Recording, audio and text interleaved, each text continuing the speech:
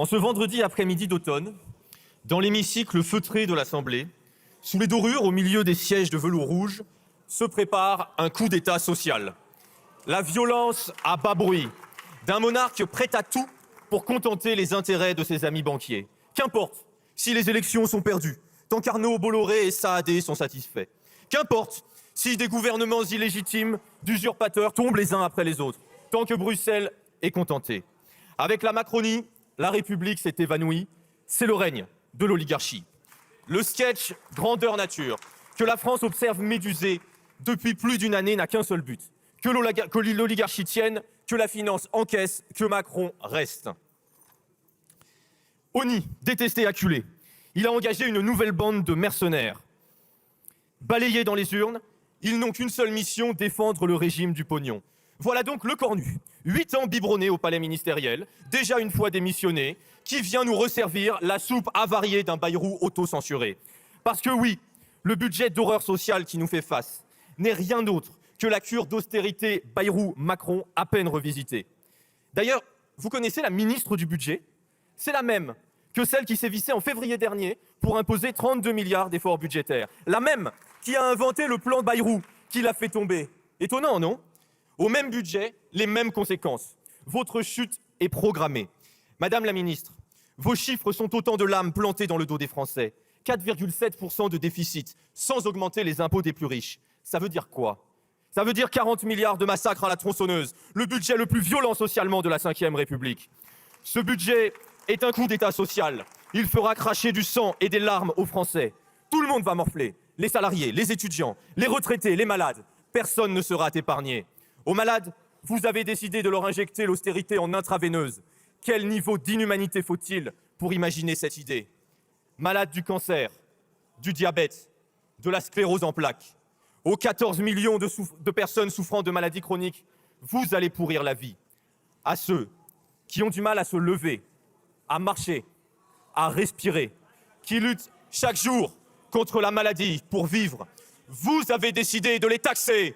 Toucher une indemnité journalière quand on a le cancer n'est pas un luxe, pas un privilège, c'est une question de vie ou de mort. Mais vous vous en foutez. Tant qu'ils sont en vie, vous les ferez payer. De quoi a-t-on besoin lorsqu'on est malade ? D'attractivité pour l'industrie pharmaceutique ? Mais oui, prescription 8 milliards de crédit impôt recherche. Ça va, chers patients ? Vous vous sentez mieux ? Vous préférez les actionnaires de Sanofi aux malades dans notre pays. Pour Sanofi qui licencie et brade Doliprane aux Américains, des cadeaux en pagaille. Pour ceux qui achètent leurs médicaments parce qu'ils en ont besoin, le doublement des franchises médicales. Car oui, il n'y a pas que pour le budget de l'État que vous sacrifiez les Français. Double dose, double lame, celui de la sécurité sociale est là pour achever les malades. Vous y ajouterez 7 milliards de coupes sur l'hôpital. Vous avez du sang sur les mains. Ces mots ne sont pas que les miens. Écoutez, ma mère s'est faite refuser un lit d'hôpital, malgré son cancer du poumon. Elle s'est faite renvoyer en hospitalisation à domicile et est décédée 2 jours plus tard. Ils ont du sang sur les mains. Mais vous ne vous en prenez pas seulement aux malades, tout le monde va passer à la caisse. Est-ce que quelqu'un ici connaît Amélie de Montchalin ? Le 15 avril, celle qui se présente comme ministre du budget déclarait « Je ne serai pas la ministre qui va augmenter les impôts ». Le 4 juillet, la même récidive. Il n'y aura pas de hausse d'impôts généralisée. Le 9 juillet, elle précise même « Nous n'allons pas augmenter les impôts sur les classes moyennes et les classes populaires ».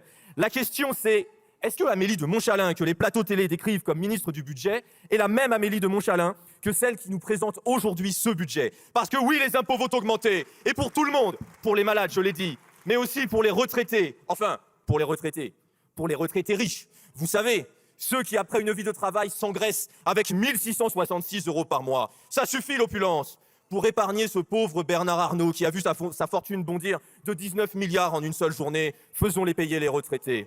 Et comme ça ne suffit pas, augmentation généralisée sur les classes populaires et moyennes avec la non-indexation du barème de l'impôt sur le revenu. 2,2 milliards piqués dans les poches de 18 millions de Français qui vont voir leurs impôts augmenter. Même traitement pour les retraités, les invalides, les privés d'emploi avec la CSG. Que nous disait Amélie de Montchalin déjà en juillet dernier ? Nous avons compris. Ce gouvernement a un mot d'ordre. Taxons le travail, pas le capital. Pour protéger les actionnaires, faisons payer les salariés. une taxe de 8% sur les tickets restaurants, les chèques vacances. La Macronie, c'est le cynisme et les mesquineries à l'état brut.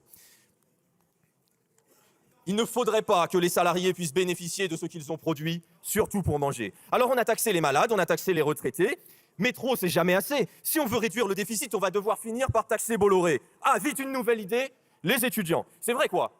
Justice fiscale, vous avez dit. Si les 17 millions de retraités vont voir leur retraite baisser, si tous les salariés vont se faire racketter, il n'y a pas de raison que les étudiants soient épargnés. Le luxe d'une résidence Crous, en colocation avec les cafards et les punaises de lit. L'opulence d'un studio étudiant non chauffé, la gabegie de faire un repas par jour. Les APL seront donc gelés, et pour les étudiants étrangers, même supprimés. J'espère, collègues, que vous êtes confortablement assis dans vos sièges, que les repas à la buvette de l'Assemblée sont bons, parce que vous vous apprêtez à pourrir la vie de millions de Français que vous avez déjà jetés dans la pauvreté. Pourquoi?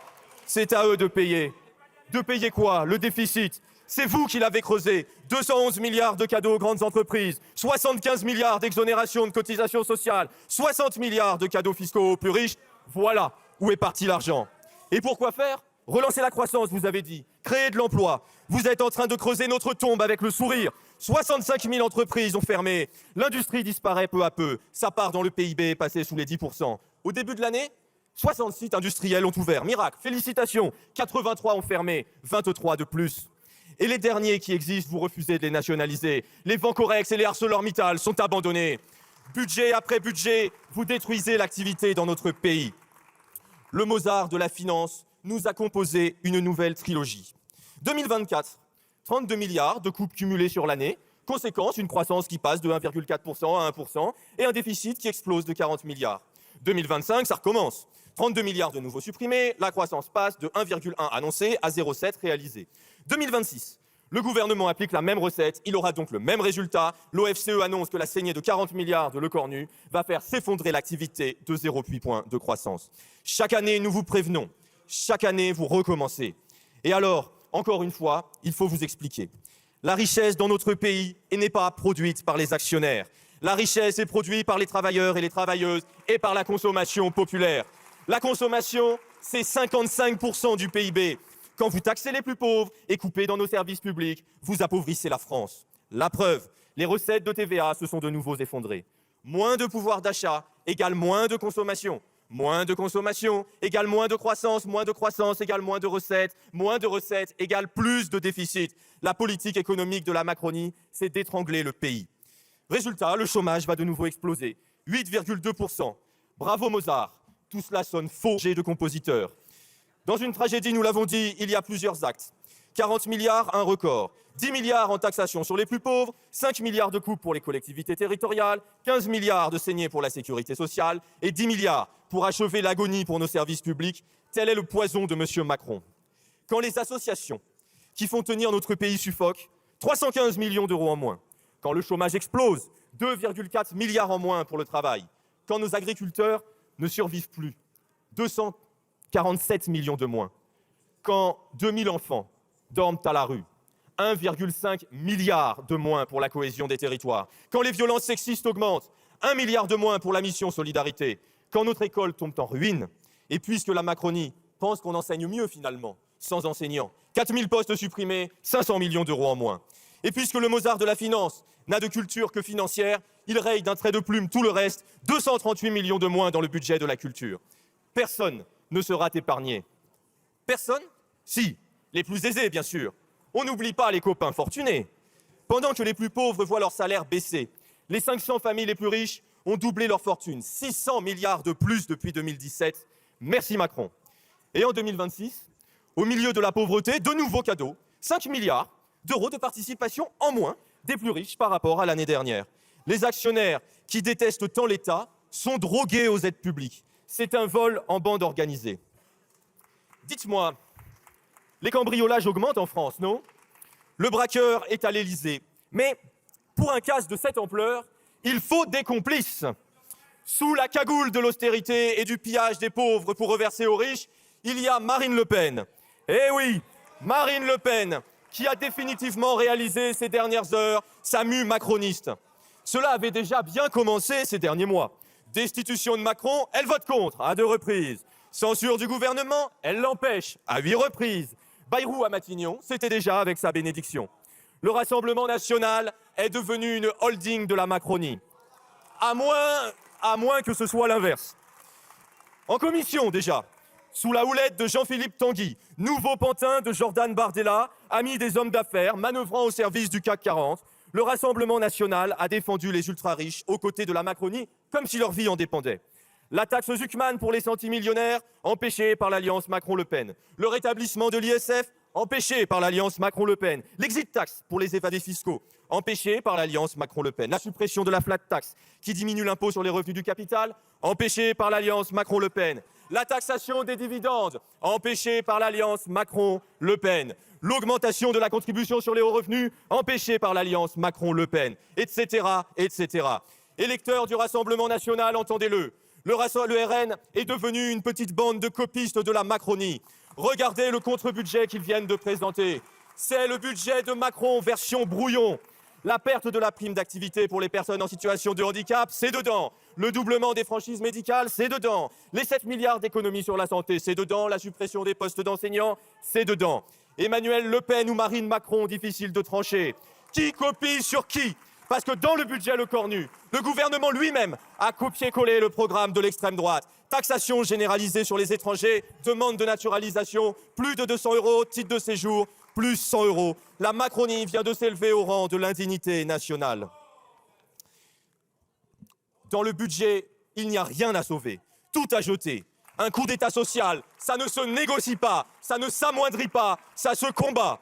Collègues députés, dites la vérité. Pas un seul d'entre vous ne croit sincèrement que la Macronie puisse faire le moindre compromis que ce soit. Les hypocrisies doivent désormais cesser. Ils ont renoncé au 49.3, la belle affaire. Ils écraseront tous les amendements en CMP. Et si ça ne suffit pas, ils utiliseront les ordonnances 49.3 déguisées fois 1000.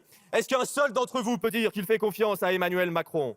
Vous souvenez-vous, collègues, de l'homme qui ne voulait pas devenir le supplétif de la Macronie ? Il disait « Si Macron vous appelle les uns ou les autres, vous dira que vous pourrez avoir peut-être quelque chose sur les retraites, à la condition que vous les laissiez se revendiquer de la majorité. Un quelque chose sur les retraites, nous y sommes, c'est l'enfumage du décalage. La Macronie vous offre une montre au poignet droit pendant qu'elle vous coupe le bras gauche. Merci, voilà le député, deal. Il n'y a plus de conclure. temps à perdre. Protégeons les Français, rejetons le budget, censurons le cornu, destituons Macron.